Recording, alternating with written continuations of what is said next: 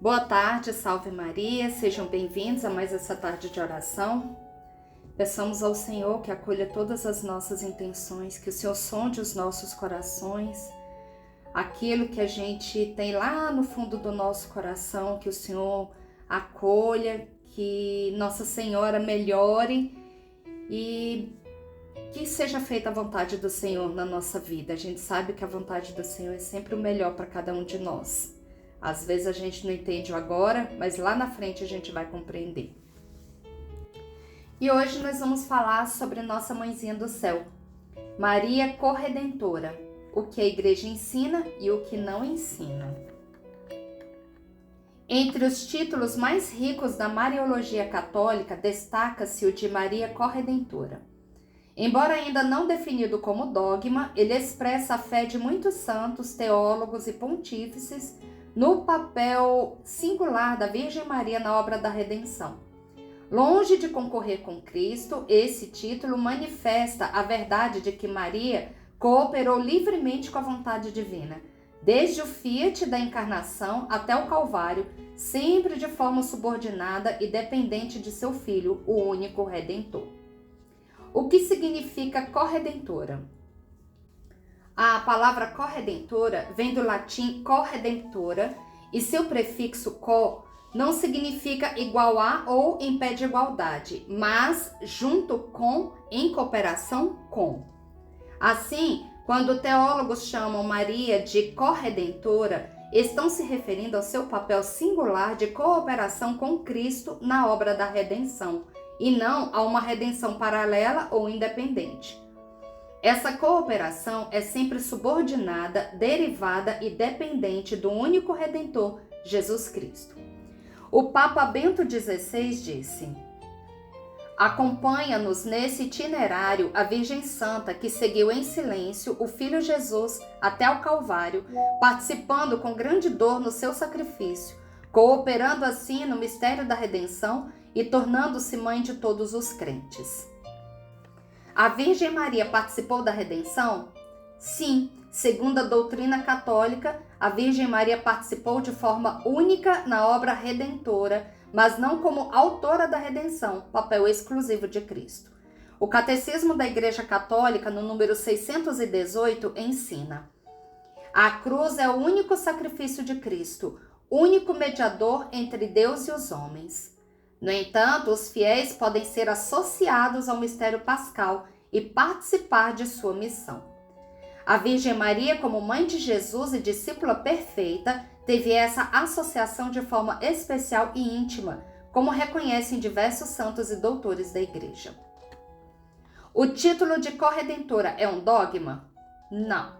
A Igreja nunca proclamou oficialmente o título de corredentora como dogma. Apesar de muitos teólogos o utilizarem desde os séculos XV e XVI e de São João Paulo II mencioná-lo ao menos 7 vezes em seus discursos, o magistério ainda não reconheceu esse título como definição dogmática. Inclusive, o Papa Francisco tratou do tema em sua homilia na missa de Nossa Senhora de Guadalupe em 12 de dezembro de 2019.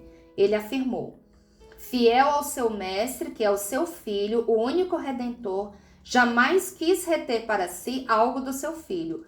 Nunca se apresentou como corredentora. Não, discípula. Essa declaração indica uma clara prudência teológica por parte de Francisco em relação ao uso oficial desse título. O que a Igreja ensina positivamente sobre a mediação da Virgem Maria? A Igreja reconhece que a Virgem Maria exerce um papel de mediação subordinada.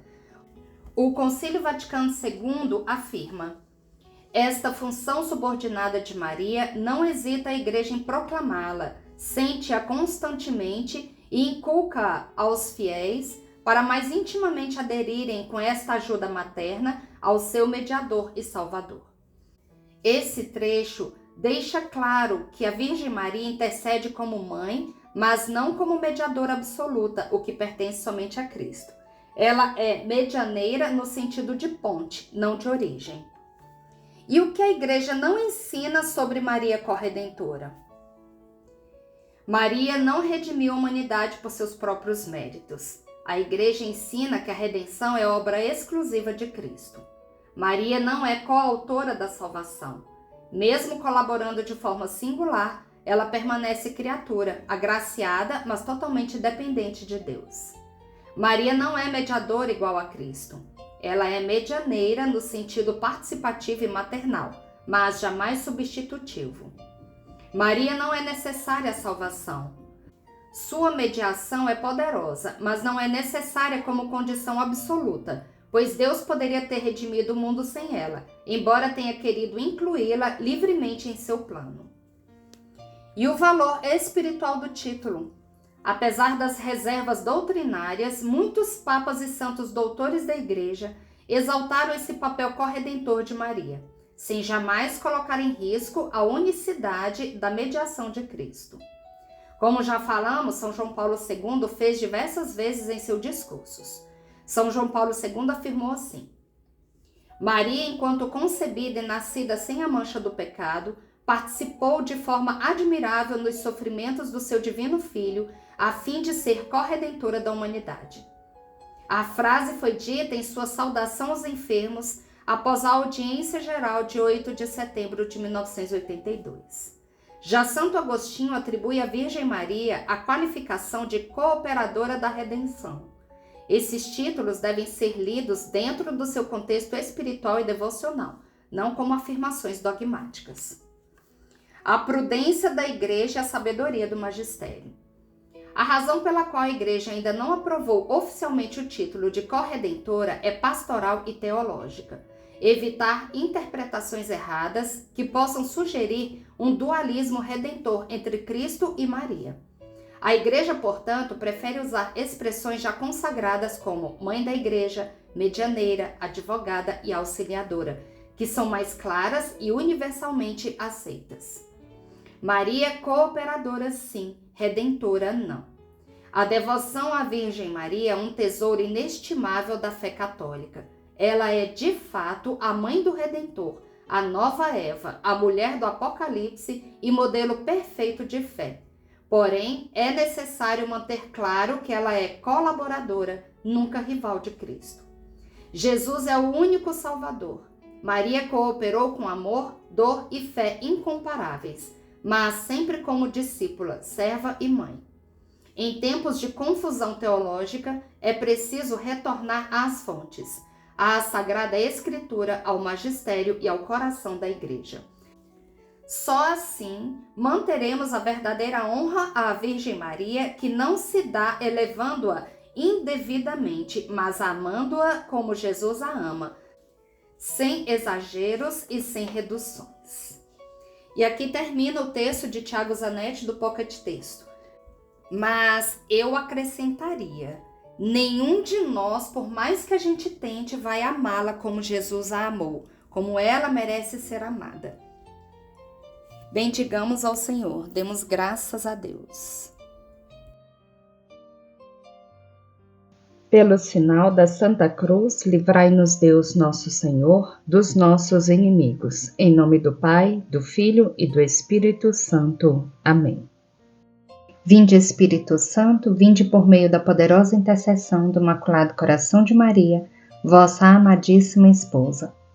Vinde, Espírito Santo, vinde por meio da poderosa intercessão do Imaculado Coração de Maria, vossa amadíssima esposa. Vinde, Espírito Santo, vinde por meio da poderosa intercessão do Imaculado Coração de Maria, vossa amadíssima esposa.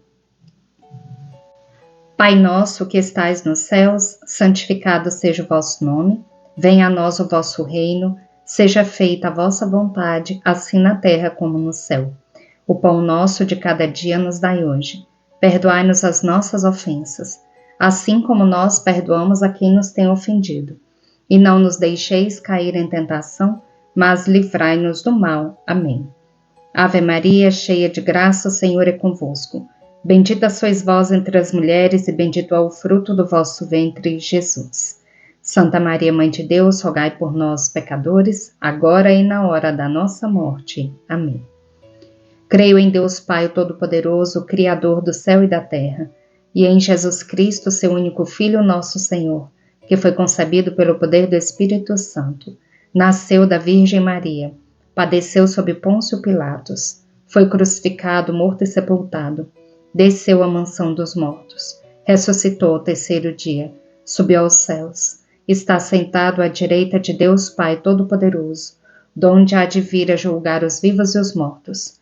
Creio no Espírito Santo, na Santa Igreja Católica, na comunhão dos santos, na remissão dos pecados, na ressurreição da carne, na vida eterna. Amém. Nessa primeira dezena, nós vamos pedir ao Senhor as intenções pela saúde, a saúde física, a saúde espiritual, a saúde mental de cada um de nós. Que o Senhor acolha essas intenções, que o Senhor sonde os nossos corações, e o Senhor sabe todos aqueles que nos pediram orações, que o Senhor também os visite nessa tarde. Eterno Pai, eu vos ofereço o corpo e o sangue, a alma e a divindade de vosso diletíssimo Filho, nosso Senhor Jesus Cristo, em expiação dos nossos pecados e dos do mundo inteiro. Pela sua dolorosa paixão, tende misericórdia de nós e do mundo inteiro. Pela sua dolorosa paixão, tende misericórdia de nós e do mundo inteiro. Pela sua dolorosa paixão, tende misericórdia de nós e do mundo inteiro. Pela sua dolorosa paixão, tende misericórdia de nós e do mundo inteiro. Pela sua dolorosa paixão, tende misericórdia de nós e do mundo inteiro. Pela sua dolorosa paixão, tende misericórdia de nós e do mundo inteiro. Pela sua dolorosa paixão, tende misericórdia de nós e do mundo inteiro. Pela sua dolorosa paixão, tende misericórdia de nós e do mundo inteiro. Pela sua dolorosa paixão, tende misericórdia de nós e do mundo inteiro. Pela sua dolorosa paixão, tende misericórdia de nós e do mundo inteiro. Nessa segunda dezena, eu quero pedir por todos os sacerdotes religiosos, pelas crianças, jovens, adolescentes, que o Senhor coloque anjos no caminho deles, que possa guiá-los sempre nos caminhos do bem, que os sacerdotes estejam realmente a serviço do Senhor, que não se desviem e que não levem a desviar toda uma comunidade. Que as crianças sejam protegidas na sua inocência, sejam protegidas no seu espírito, que elas estejam sempre inclinadas para Deus, sempre. Que o Senhor as abençoe e as proteja sempre.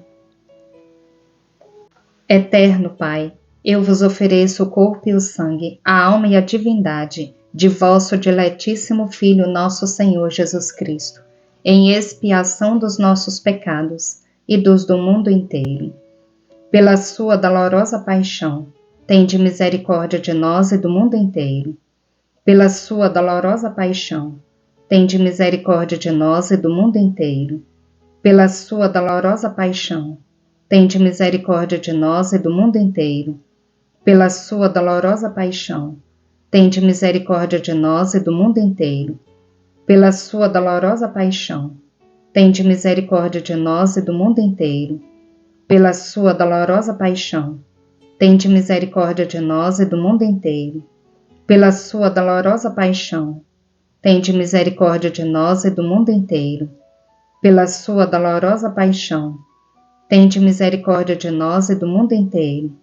Pela sua dolorosa paixão, tende misericórdia de nós e do mundo inteiro. Pela sua dolorosa paixão, tende misericórdia de nós e do mundo inteiro. Nessa terceira dezena, nós vamos colocar pelo nosso Brasil, pedindo ao Senhor a graça da libertação, que o Senhor nos liberte do comunismo, da corrupção, das ideologias satânicas e de todo o mal. Que o Senhor proteja a nossa nação brasileira, nossa terra de Santa Cruz, de toda influência maligna. Nós vamos colocar também por todas as mulheres que pensam em abortar, que o Senhor não permita tamanha atrocidade, que o Senhor proteja todas as crianças, especialmente aquelas que estão no ventre de suas mães e que pensam no aborto. Eterno Pai, eu vos ofereço o corpo e o sangue, a alma e a divindade de vosso diletíssimo Filho, nosso Senhor Jesus Cristo, em expiação dos nossos pecados e dos do mundo inteiro. Pela sua dolorosa paixão, tende misericórdia de nós e do mundo inteiro. Pela sua dolorosa paixão, tende misericórdia de nós e do mundo inteiro. Pela sua dolorosa paixão, tende misericórdia de nós e do mundo inteiro. Pela sua dolorosa paixão, tende misericórdia de nós e do mundo inteiro. Pela sua dolorosa paixão, tende misericórdia de nós e do mundo inteiro. Pela sua dolorosa paixão, tende misericórdia de nós e do mundo inteiro. Pela sua dolorosa paixão, tende misericórdia de nós e do mundo inteiro. Pela sua dolorosa paixão, tende misericórdia de nós e do mundo inteiro. Pela sua dolorosa paixão, tende misericórdia de nós e do mundo inteiro. Pela sua dolorosa paixão, tende misericórdia de nós e do mundo inteiro. Nessa quarta dezena, nós vamos colocar os nossos filhos, sobrinhos, netos, sejam eles crianças, jovens ou adolescentes. Mas coloquemos especialmente as crianças, adolescentes e jovens que foram abandonados, que por algum motivo estão longe dos seus pais, que o Senhor os guie, que os anjos do Senhor, que as santas dominações estejam com elas e que as guias protejam todo o decurso de sua vida. Eterno Pai, eu vos ofereço o corpo e o sangue, a alma e a divindade de vosso diletíssimo Filho, nosso Senhor Jesus Cristo, em expiação dos nossos pecados e dos do mundo inteiro. Pela sua dolorosa paixão, tende misericórdia de nós e do mundo inteiro. Pela sua dolorosa paixão, tende misericórdia de nós e do mundo inteiro. Pela sua dolorosa paixão, tende misericórdia de nós e do mundo inteiro. Pela sua dolorosa paixão, tende misericórdia de nós e do mundo inteiro. Pela sua dolorosa paixão, tende misericórdia de nós e do mundo inteiro. Pela sua dolorosa paixão, tende misericórdia de nós e do mundo inteiro. Pela sua dolorosa paixão, tende misericórdia de nós e do mundo inteiro. Pela sua dolorosa paixão, tende misericórdia de nós e do mundo inteiro. Pela sua dolorosa paixão, tende misericórdia de nós e do mundo inteiro. Pela sua dolorosa paixão, tende misericórdia de nós e do mundo inteiro. Nessa quinta dezena, nós vamos pedir ao Senhor que acolha todas essas intenções que são colocadas nos comentários, todos esses pedidos, tudo aquilo que vai no nosso coração, que o Senhor sonde os nossos corações e que o Senhor, conforme a sua santa vontade, realize aquilo que nós estamos pedindo, os nossos planos, os nossos projetos, os nossos sonhos. Eterno Pai, eu vos ofereço o corpo e o sangue, a alma e a divindade de vosso diletíssimo Filho, nosso Senhor Jesus Cristo, em expiação dos nossos pecados e dos do mundo inteiro. Pela sua dolorosa paixão, tende misericórdia de nós e do mundo inteiro. Pela sua dolorosa paixão, tende misericórdia de nós e do mundo inteiro. Pela sua dolorosa paixão, tende misericórdia de nós e do mundo inteiro. Pela sua dolorosa paixão, tende misericórdia de nós e do mundo inteiro. Pela sua dolorosa paixão, tende misericórdia de nós e do mundo inteiro. Pela sua dolorosa paixão, tende misericórdia de nós e do mundo inteiro. Pela sua dolorosa paixão, tende misericórdia de nós e do mundo inteiro. Pela sua dolorosa paixão, tende misericórdia de nós e do mundo inteiro. Pela sua dolorosa paixão, tende misericórdia de nós e do mundo inteiro. Pela sua dolorosa paixão, tende misericórdia de nós e do mundo inteiro. Deus Santo, Deus Forte, Deus Imortal, tende piedade de nós e do mundo inteiro. Deus Santo, Deus Forte, Deus Imortal, tende piedade de nós e do mundo inteiro. Deus Santo, Deus Forte, Deus Imortal, tende piedade de nós e do mundo inteiro. Rezemos pela conversão dos pecadores do mundo inteiro, especialmente os da Igreja e os de nossa casa. Ó sangue e água, que jorrastes do coração de Jesus, como fonte de misericórdia para nós, eu confio em vós. Jesus, eu confio em vós. Amém.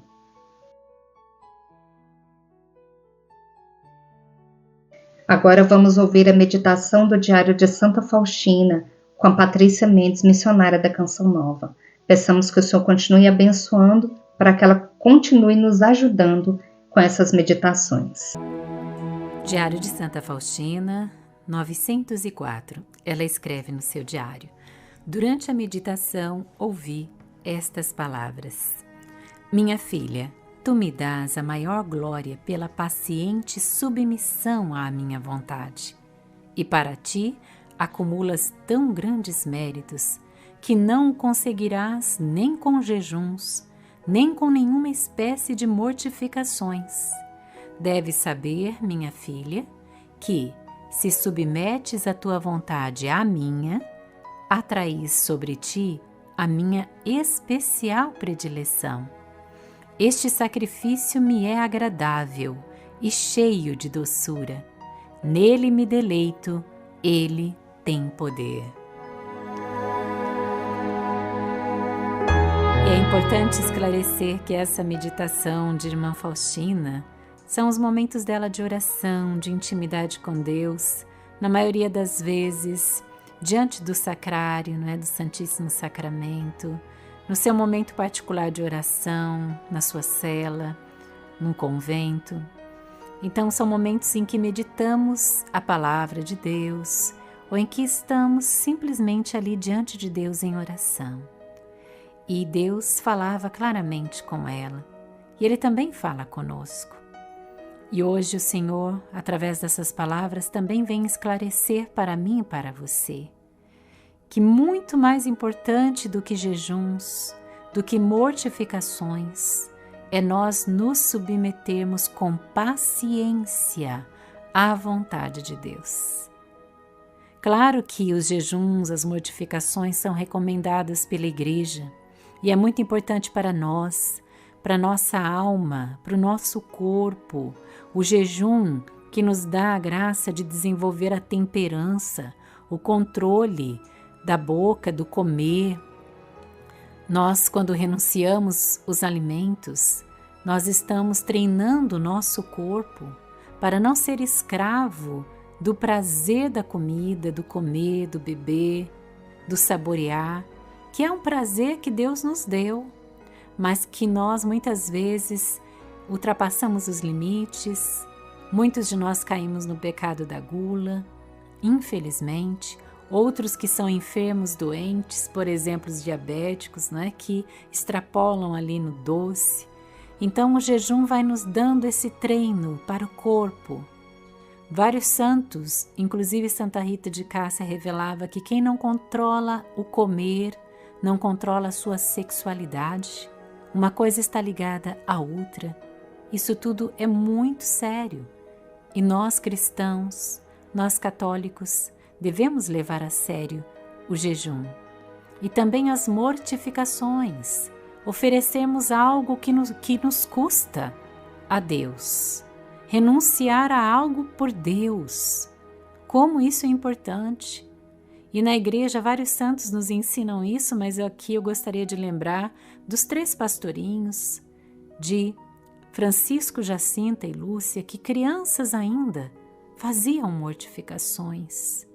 Quantas vezes Jacinta ia lá para o rebanho cuidar das ovelhas, levava o seu pãozinho para lanchar e ela acabava não comendo aquele lanchinho para oferecer ao Senhor. Claro que nós não precisamos fazer como muitos santos fizeram, de usar cilícios, de usar aqueles cintos, aquelas cordas apertadas por baixo da roupa. Alguns até davam em si mesmos chibatadas.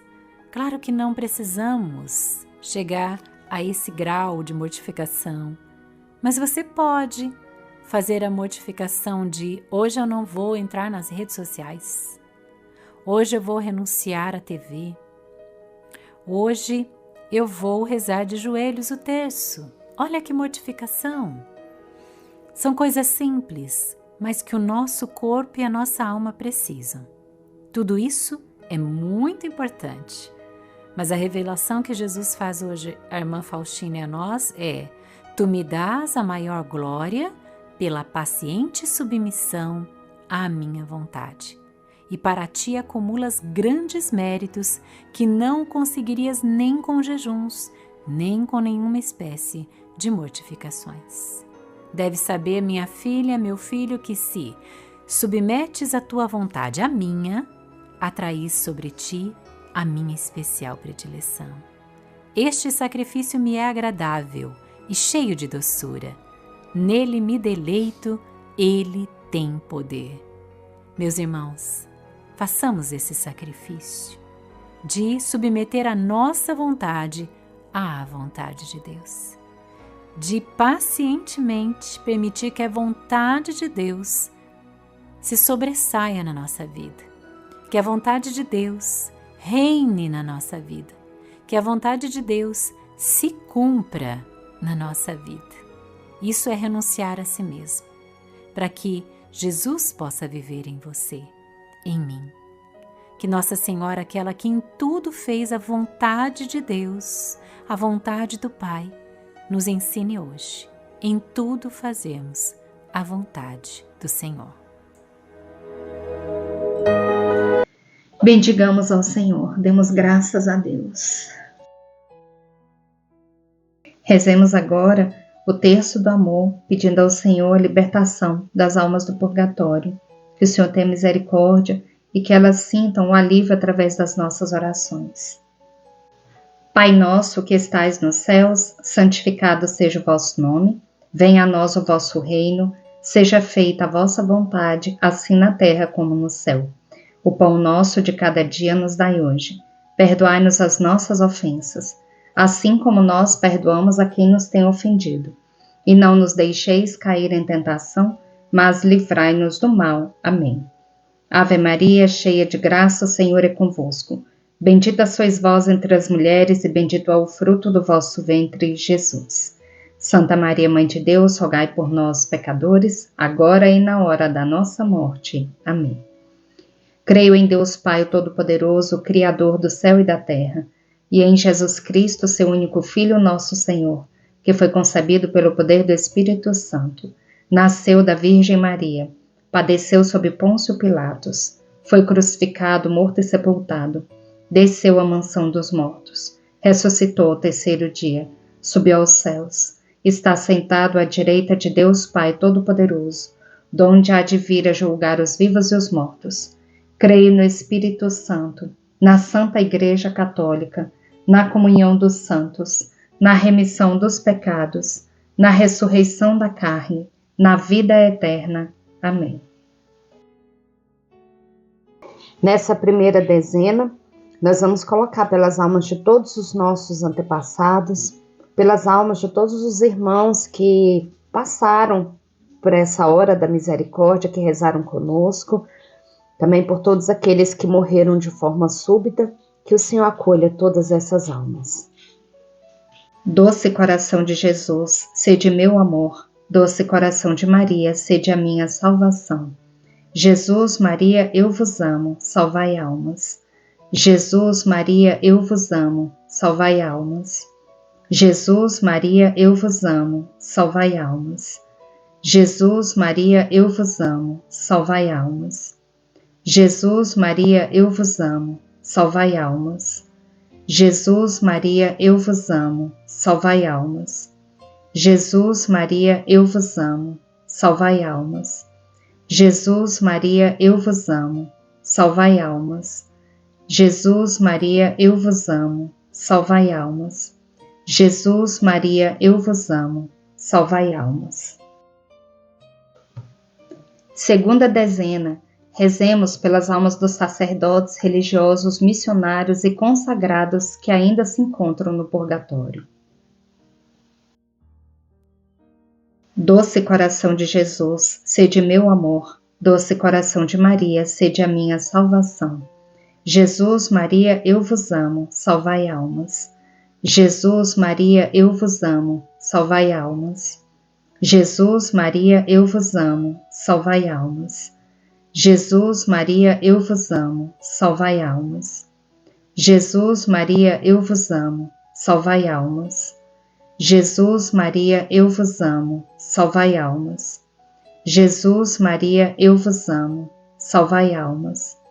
Jesus, Maria, eu vos amo, salvai almas. Jesus, Maria, eu vos amo, salvai almas. Jesus, Maria, eu vos amo, salvai almas.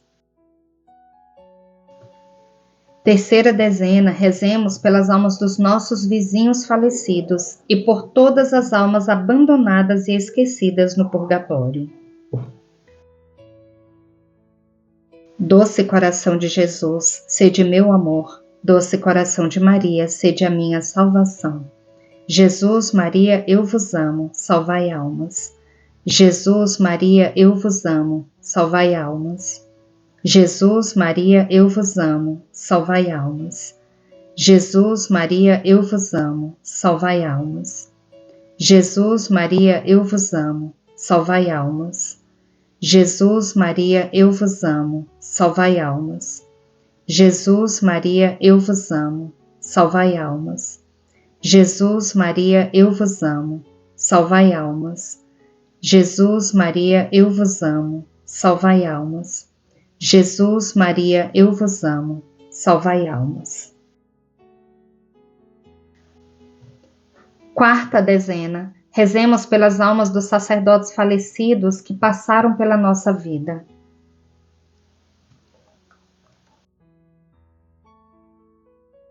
Doce coração de Jesus, sede meu amor. Doce coração de Maria, sede a minha salvação. Jesus, Maria, eu vos amo, salvai almas.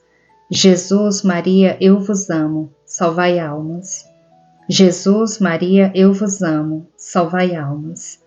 Jesus, Maria, eu vos amo, salvai almas. Jesus, Maria, eu vos amo, salvai almas. Jesus, Maria, eu vos amo, salvai almas. Jesus, Maria, eu vos amo, salvai almas. Jesus, Maria, eu vos amo, salvai almas. Jesus, Maria, eu vos amo, salvai almas. Jesus, Maria, eu vos amo, salvai almas.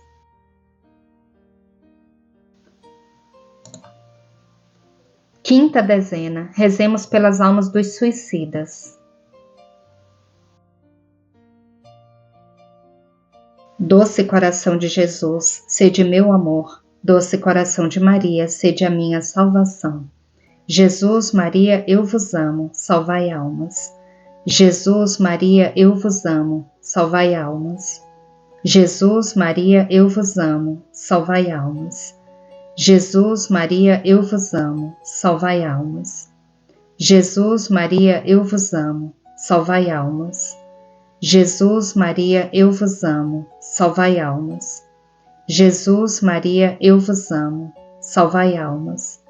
Jesus, Maria, eu vos amo, salvai almas. Jesus, Maria, eu vos amo, salvai almas. Jesus, Maria, eu vos amo, salvai almas. Sagrado coração de Jesus, fazei com que eu vos ame cada vez mais. Sagrado coração de Jesus, fazei que eu vos ame cada vez mais. Sagrado coração de Jesus, fazei que eu vos ame cada vez mais. Amém.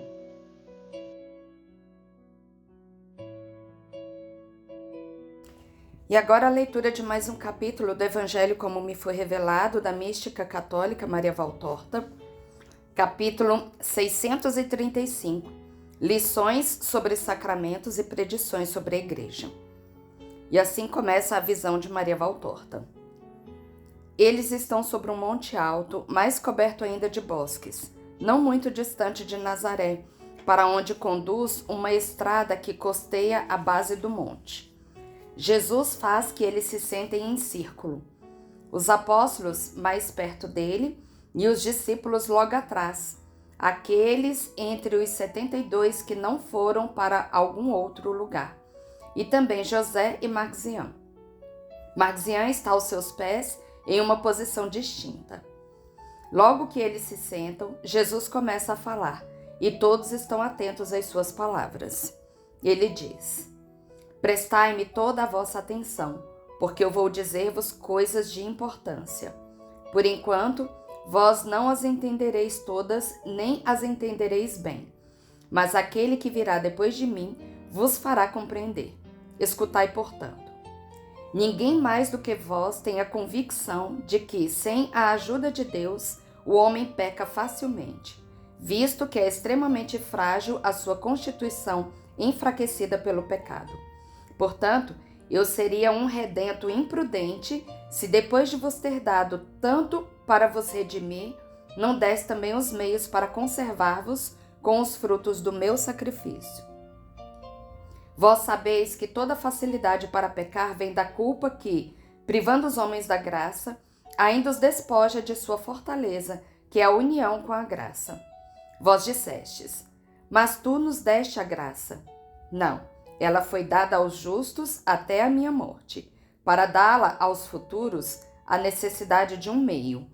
É um meio que não será somente uma figura ritual, mas que imprimirá verdadeiramente em quem o recebe o caráter real de filhos de Deus, como eram Adão e Eva, cuja alma, vivificada pela graça, possuía dons excelsos dados por Deus à criatura bem-amada. Vós bem sabeis o que o homem tinha e o que o homem perdeu.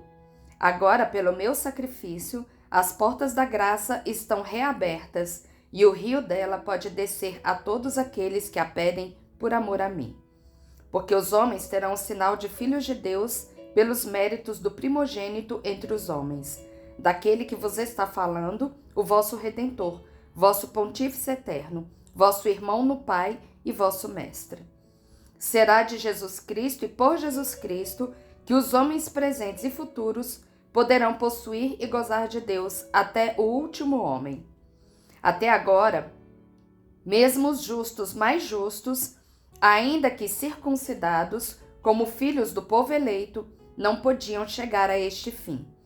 Consideradas por Deus as suas virtudes, estão preparados os lugares deles nos céus, mas ainda fechados e negado o gozo de Deus, porque em suas almas, ilhas benditas onde floresceram todas as virtudes, estava também a árvore maldita da culpa original, e nenhuma ação, por santa que fosse, poderia destruí-la.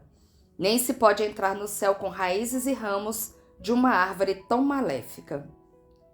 No dia de Parasceve, o suspiro dos patriarcas e profetas e de todos os justos de Israel se aplacou na alegria da redenção cumprida, e as almas, mais cândidas do que a neve da montanha, em tudo que consistia a virtude delas, perderam também a única mancha que as separava do céu.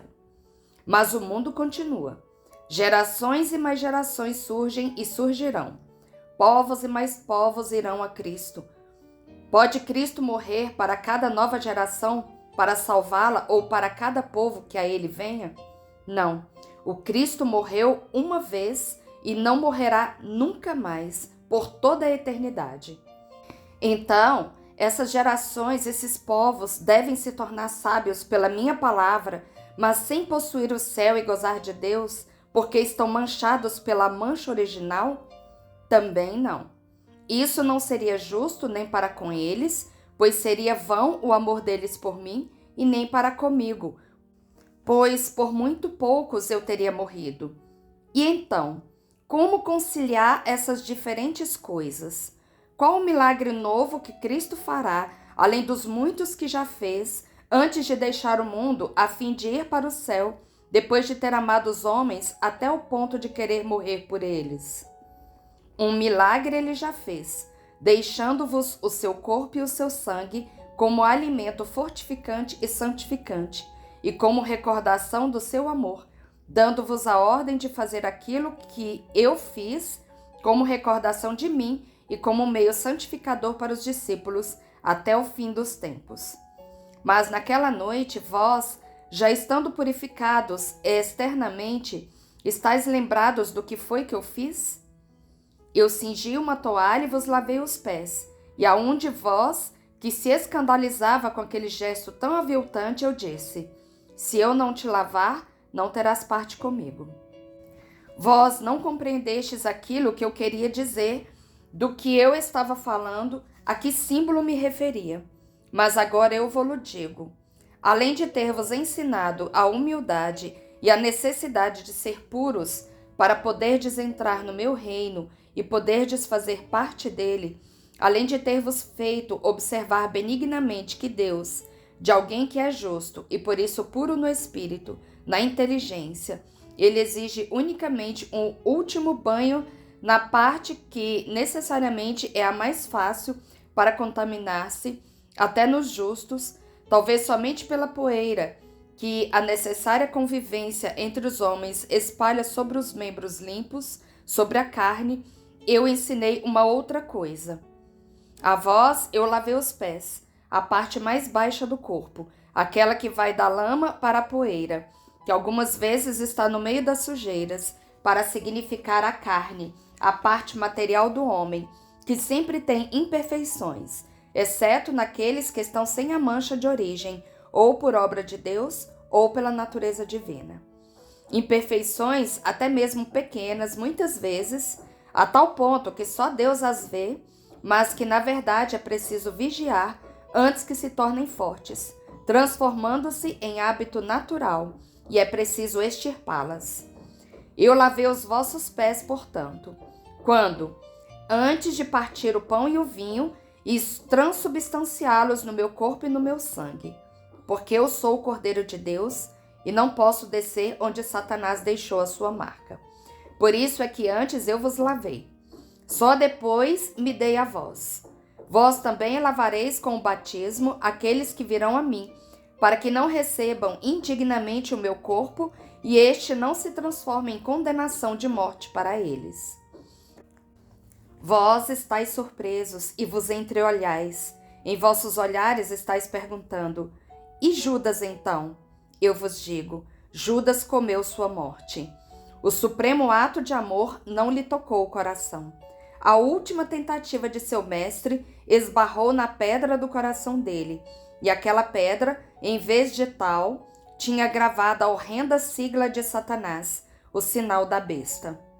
Por isso é que vos lavei antes de admitir-vos no banquete eucarístico, antes de ouvir a confissão dos vossos pecados, antes de infundir-vos o Espírito Santo, e assim o caráter de verdadeiros cristãos, reconfirmados pela graça e como sacerdotes meus. Portanto, seja feito assim também com os outros que vós deveis preparar para a vida cristã. Batizai com a água no nome de Deus uno e trino, em meu nome e pelos meus méritos infinitos, de modo que seja cancelada nos corações a culpa original, sejam cancelados os pecados, infundidas a graça e as santas virtudes, e o Espírito Santo possa descer e fazer morada nos templos consagrados, que serão os corpos dos homens que vivem na graça do Senhor. Era necessária a água para anular o pecado? A água não toca a alma, não. Mas também o sinal imaterial não toca a vista do homem, que é tão material em todas as suas ações. Eu podia muito bem infundir a vida mesmo sem os meios visíveis. Mas quem acreditaria?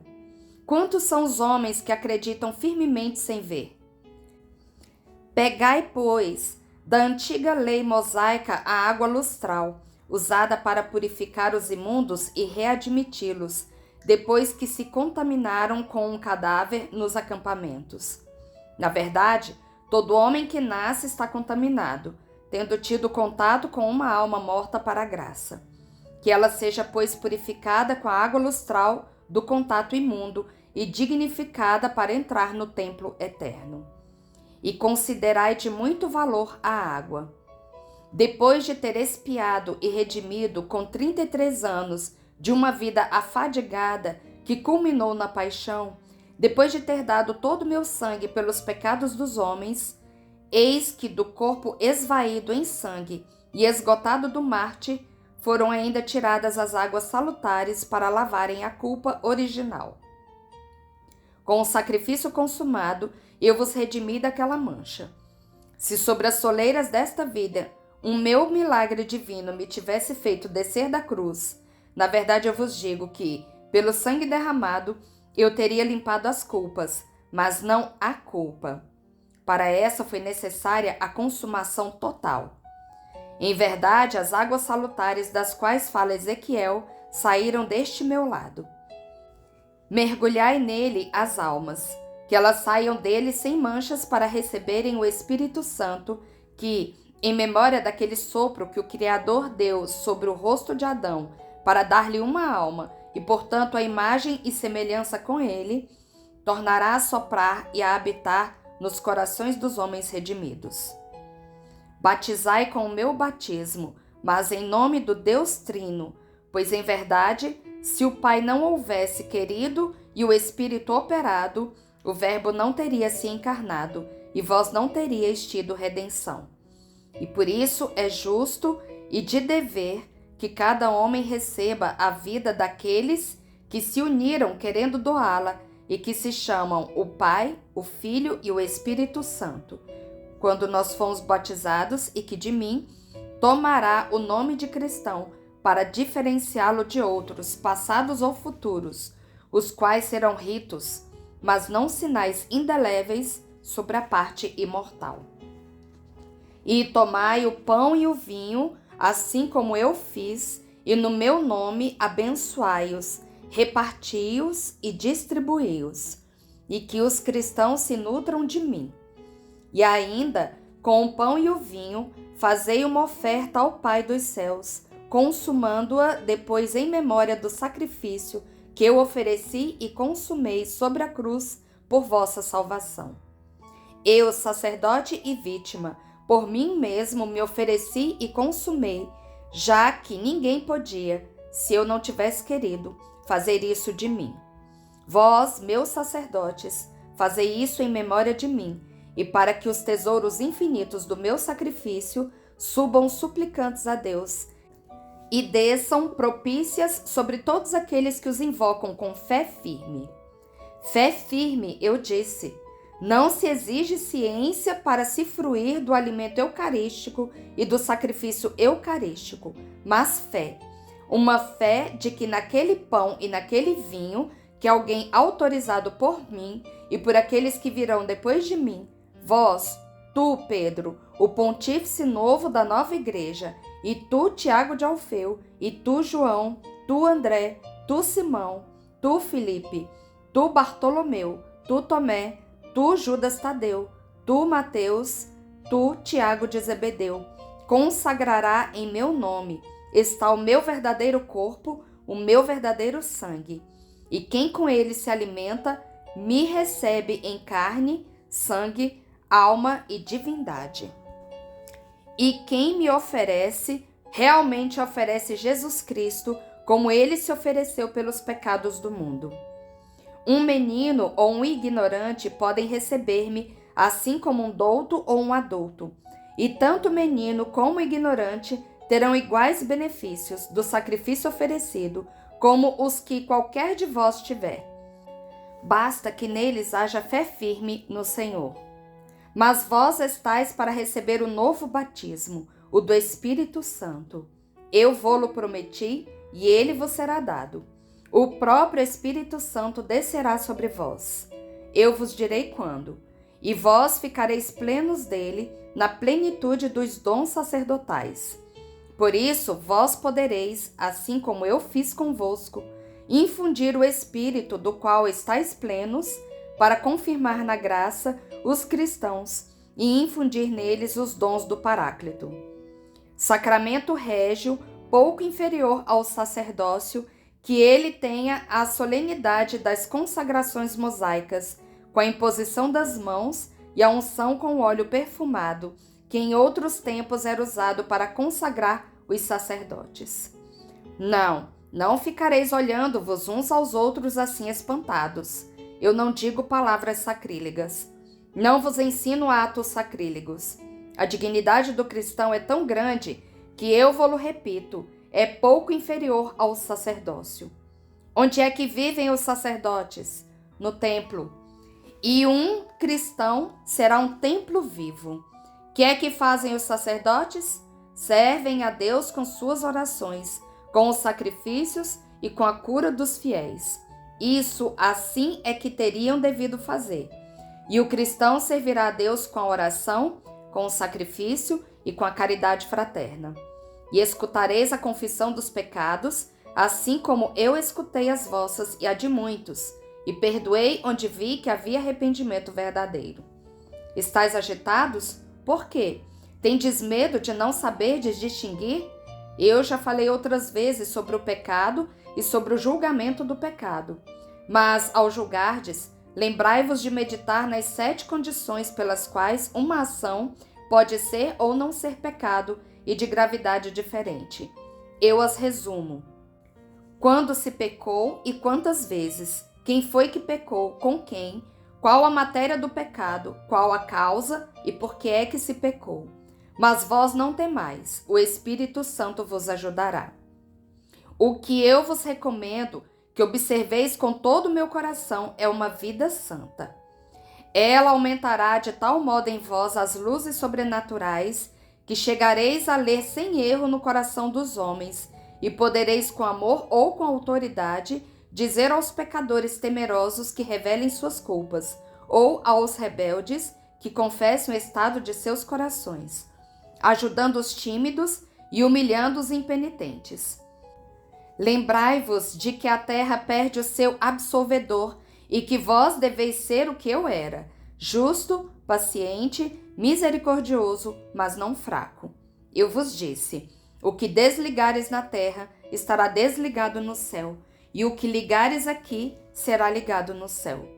Por isso, com uma prudente reflexão, julgai cada homem sem deixar-vos corromper por simpatias ou antipatias, por presentes ou por ameaças, sendo imparciais em tudo e para com todos, como é Deus, tendo presente a fraqueza do homem e as insídias dos seus inimigos. Eu vos recordo que às vezes Deus permite até as quedas dos seus eleitos, não porque a ele agrade vê-los cair, mas porque de uma queda pode vir um bem futuro maior. Estendei, pois, a mão a quem cai, porque não sabeis, mas talvez aquela queda seja a crise final de um mal que vai morrer para sempre, deixando no sangue uma purificação que redunda em saúde, e em nosso caso, que produz santidade.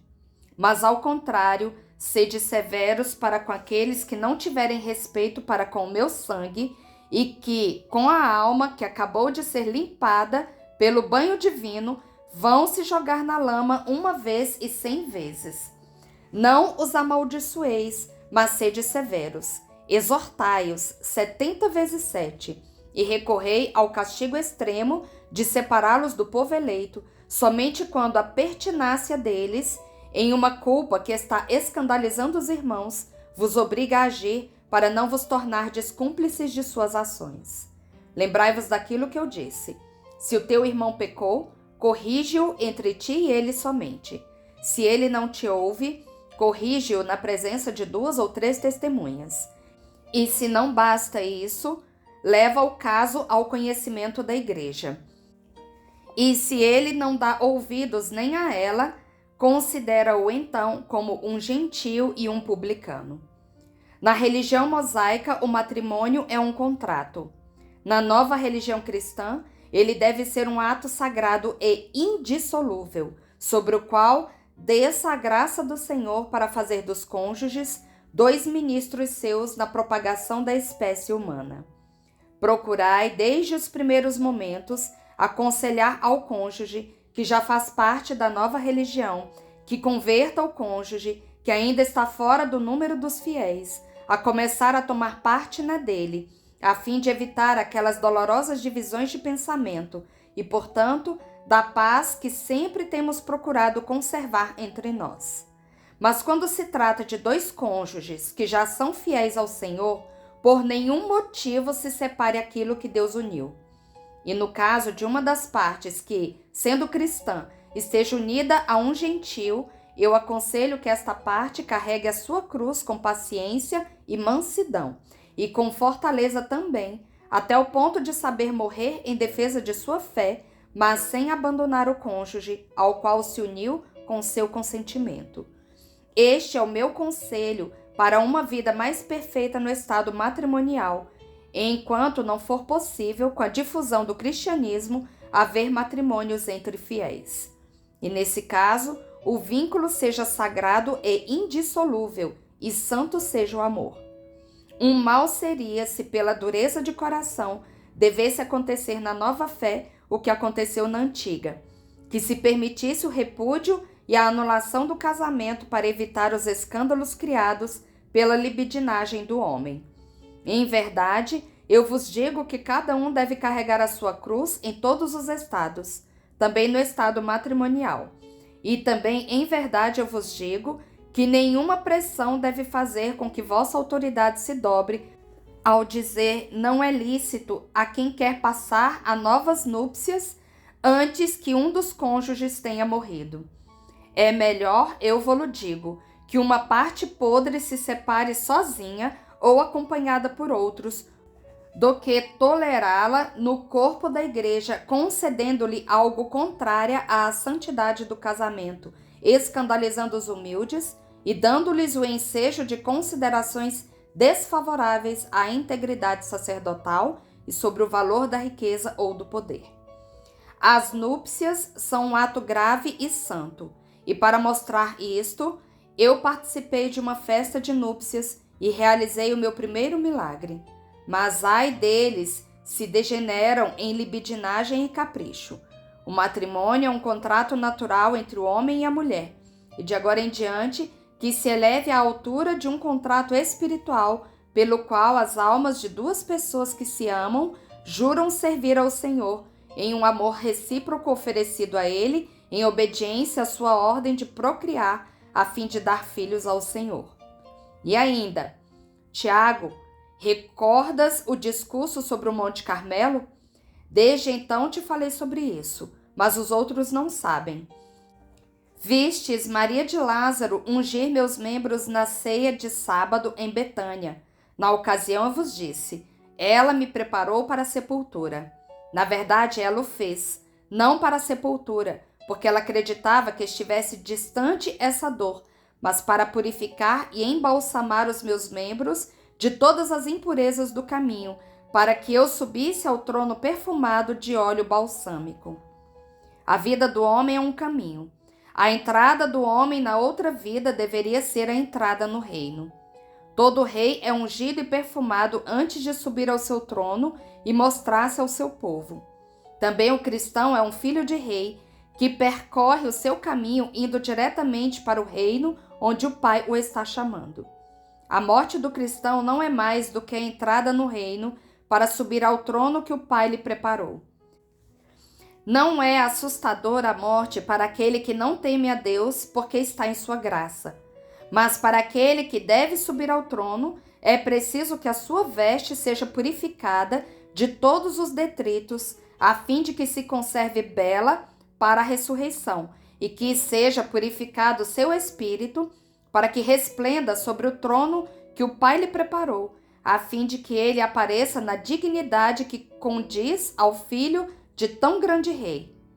O aumento da graça, o cancelamento dos pecados, dos quais o homem tinha pleno arrependimento, suscitadora de um ardente desejo do bem, doadora de força para o combate supremo, seja a unção dada aos moribundos cristãos, ou melhor, aos cristãos que estão morrendo, pois em verdade eu vos digo que quem morre no Senhor nasce para a vida eterna. Repeti aquele gesto de Maria sobre os membros dos eleitos, e ninguém se julgue indigno dele. Eu aceitei aquele óleo balsâmico oferecido por uma mulher. Todo cristão considere-se honrado com uma graça suprema por parte da igreja, da qual ele é filho, e o aceite do sacerdote para limpar-se de suas últimas manchas. E todo sacerdote fique alegre por repetir o ato de amor de Maria Madalena para com o Cristo sofredor sobre o corpo do irmão que está morrendo.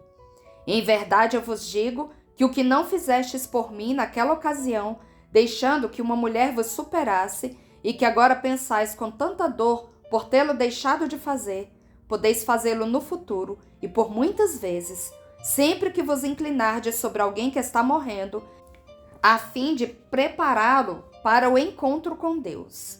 Eu estou nos mendigos e nos que estão morrendo, nos peregrinos, nos órfãos, nas viúvas, nos prisioneiros, em quem tem fome, sede ou frio, em quem está angustiado ou cansado. Eu estou em todos os membros do meu corpo místico, que é a união dos meus fiéis. Amai-me neles e estareis dando uma reparação pelo vosso desamor de tantas vezes, e me dareis uma grande alegria, e a vós mesmos dareis uma grande alegria.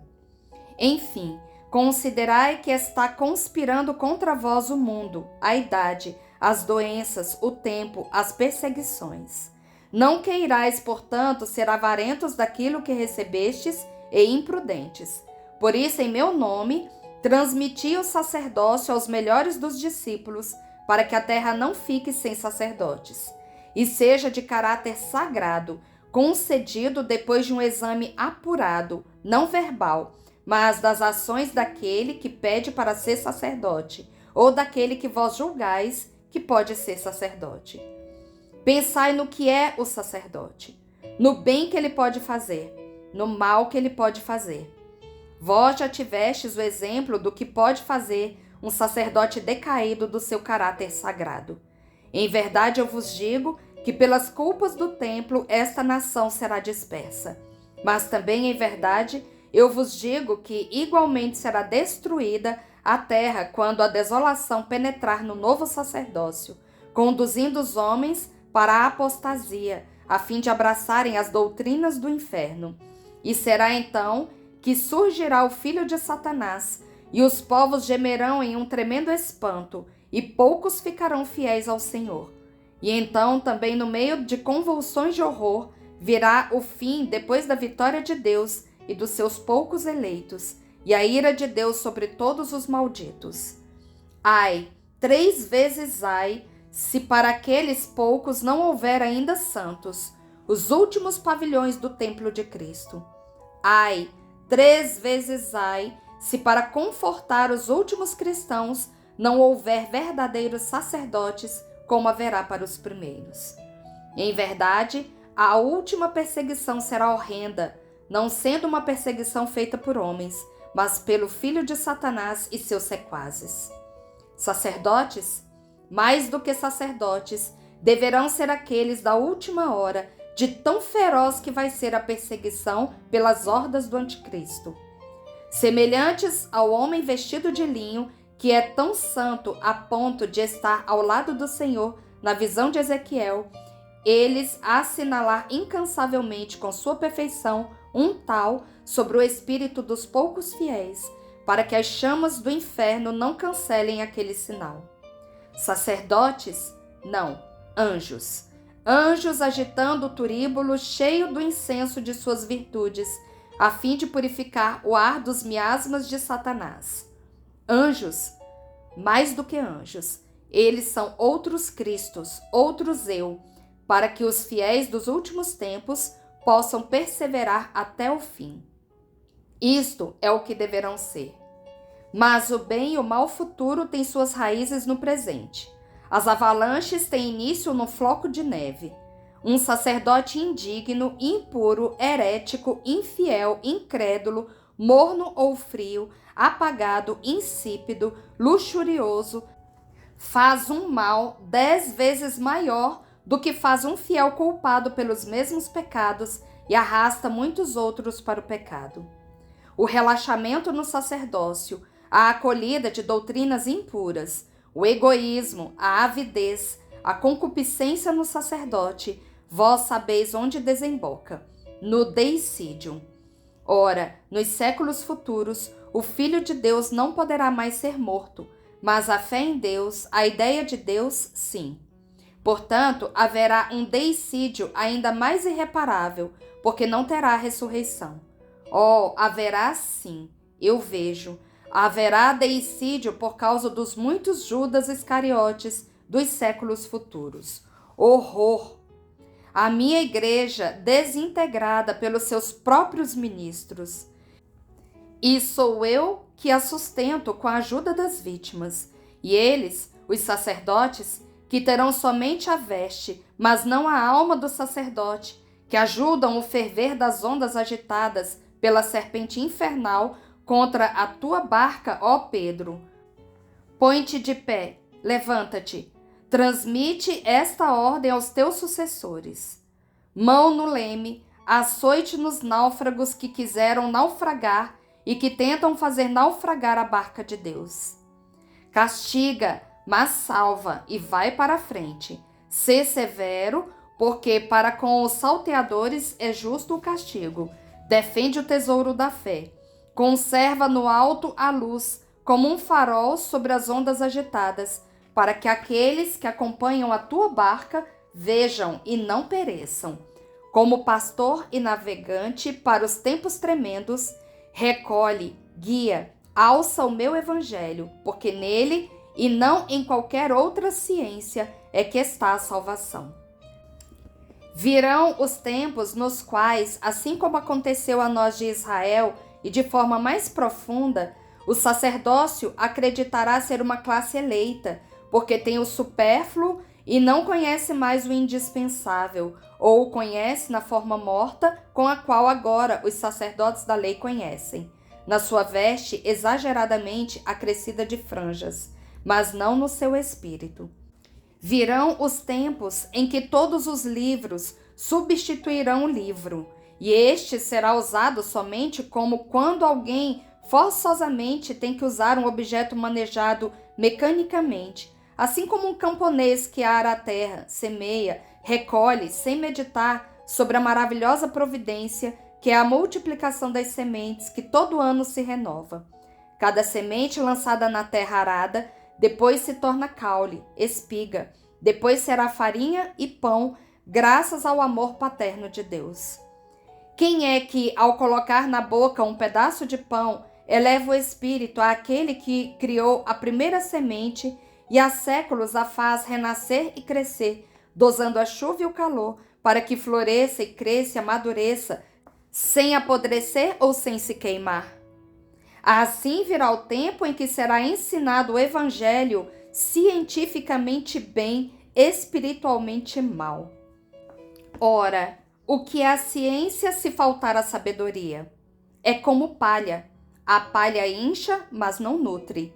E em verdade eu vos digo que um tempo virá em que muitos dos sacerdotes que serão parecidos com os palheiros inchados, palheiros soberbos, que estarão empertigados em seu orgulho de estarem tão inchados, como se por si próprios tivessem produzido aquelas espigas que coroavam as palhas, como se as espigas ainda estivessem na ponta das palhas, e crerão que eles são tudo, porque em vez de um punhado de grãos, a verdadeira nutrição, que é o evangelho, ficarão com toda aquela palha, um montão. Um montão. Mas será que somente palha bastará?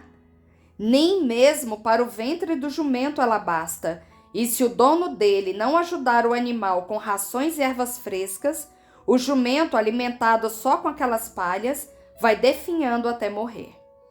No entanto, eu vos digo que chegará um tempo no qual os sacerdotes, esquecidos de que, com poucas espigas, eu instruí os espíritos para a verdade, e esquecidos também do que custou ao Senhor deles aquele verdadeiro pão do Espírito, que proveio todo e somente da sabedoria divina, ou seja, da divina palavra, todo cheio de dignidade em sua forma doutrinária, incansável em sua repetição, para que não se afastem das verdades ensinadas, humilde em sua forma, sem a pompa de ciências humanas, sem complementações históricas e geográficas, não se preocuparão com o lado espiritual dele, mas sim com a veste que deverão lançar sobre ele, a fim de mostrar às multidões quantas coisas eles sabem.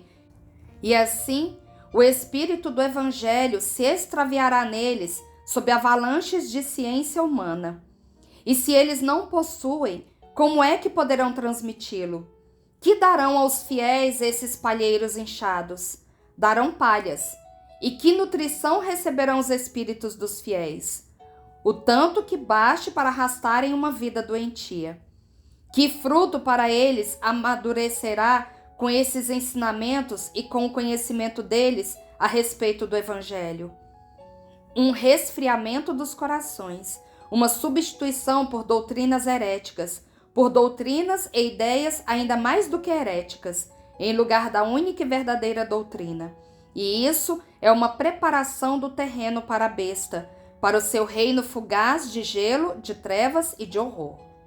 Em verdade eu vos digo que assim como o Pai e Criador multiplica as estrelas, a fim de que não fique despovoado o céu delas, que no fim de suas vidas perecem, assim igualmente eu deverei 100 e 1000 vezes evangelizar discípulos que eu espalharei entre os homens e entre os séculos.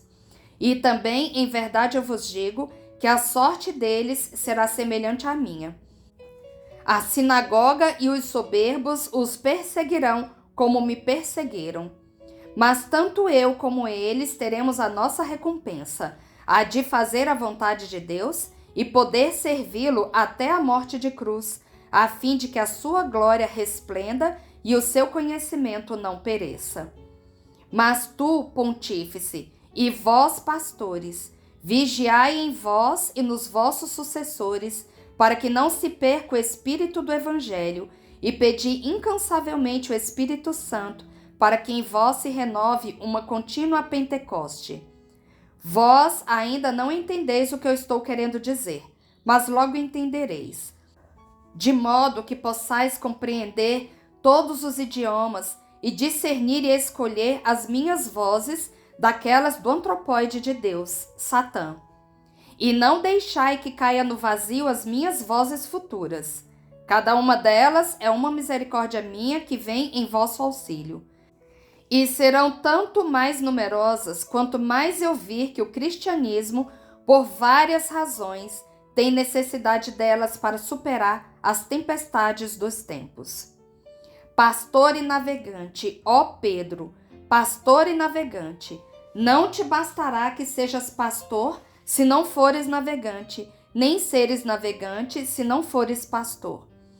Isto e aquilo deverás ser para manteres juntos os cordeiros que os tentáculos infernais e as garras ferozes procurarão arrebatar-te, ou as músicas mentirosas, cheias de promessas impossíveis, te seduzirão.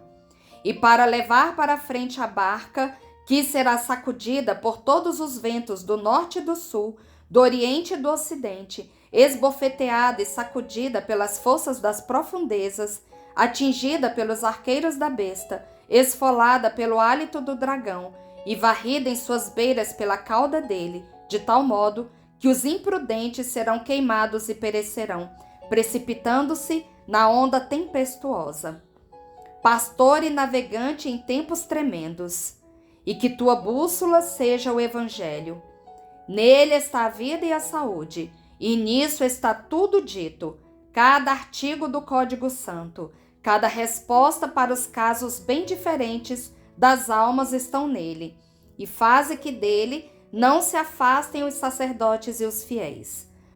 Faze que não apareçam dúvidas sobre ele, nem haja alterações nele, nem substituições, nem sofisticações.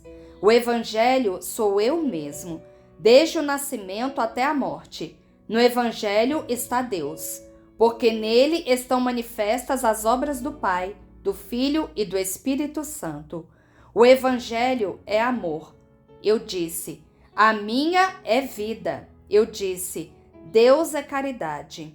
Portanto, os povos conheçam a minha palavra e tenham amor a ela, isto é, a Deus, para terem o reino de Deus.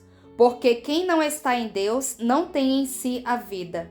Porque aqueles que não acolherem a palavra do Pai não poderão formar uma só coisa com o Pai, comigo e com o Espírito Santo no céu, e não poderão ser do único ovil que é santo, como eu quero. Não serão ramos unidos à videira, porque quem rejeita totalmente ou em parte a minha palavra é um membro no qual não corre mais a linfa da videira.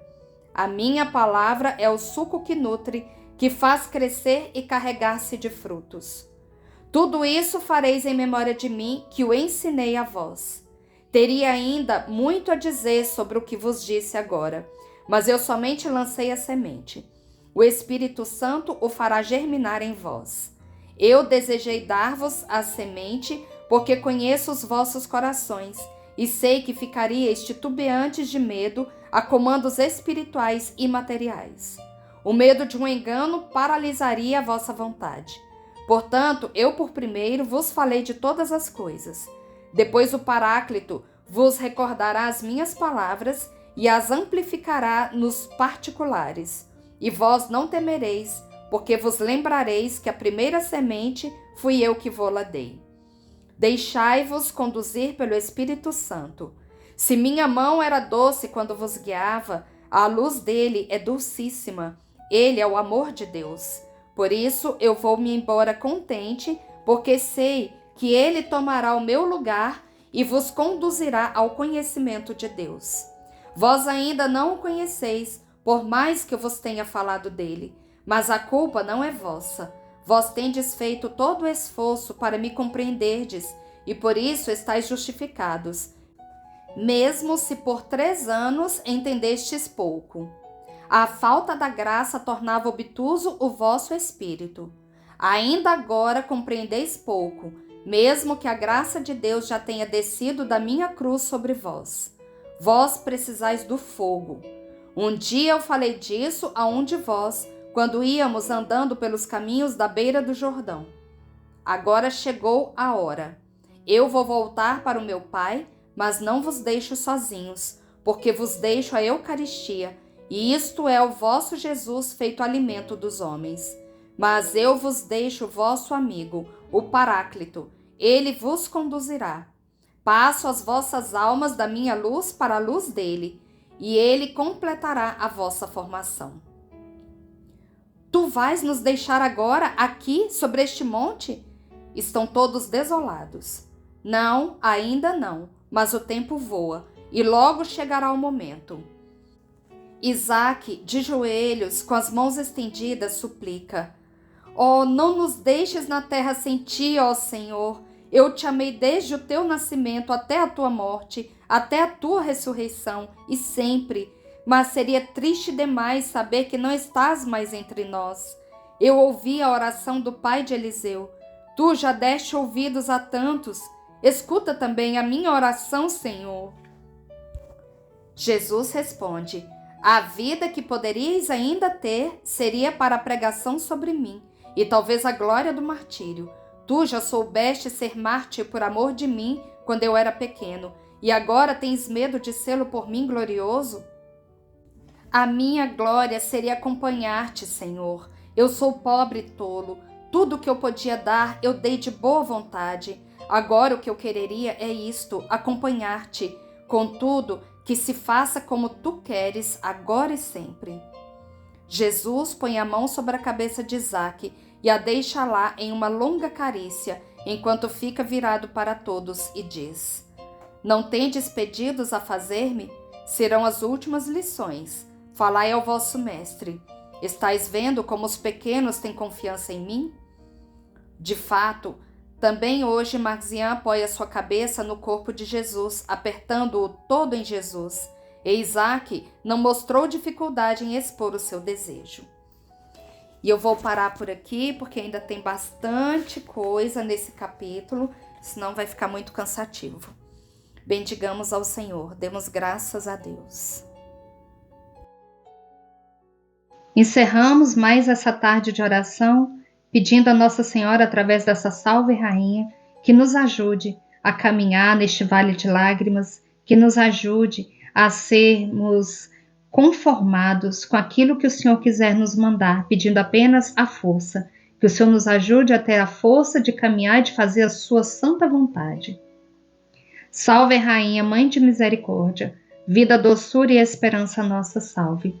A vós bradamos os degredados filhos de Eva, a vós suspiramos gemendo e chorando neste vale de lágrimas. Eia, pois, advogada nossa, esses vossos olhos misericordiosos a nós volvei. E depois deste desterro, mostrai-nos Jesus, Bendito o fruto do vosso ventre. Ó clemente, ó piedosa, ó doce e sempre Virgem Maria. Rogai por nós, Santa Mãe de Deus, para que sejamos dignos das promessas de Cristo. Amém. Estivemos e sempre estaremos reunidos em nome do Pai, do Filho e do Espírito Santo. Amém. Até amanhã, se Deus quiser. Fiquem com Deus e que Nossa Senhora passe à nossa frente.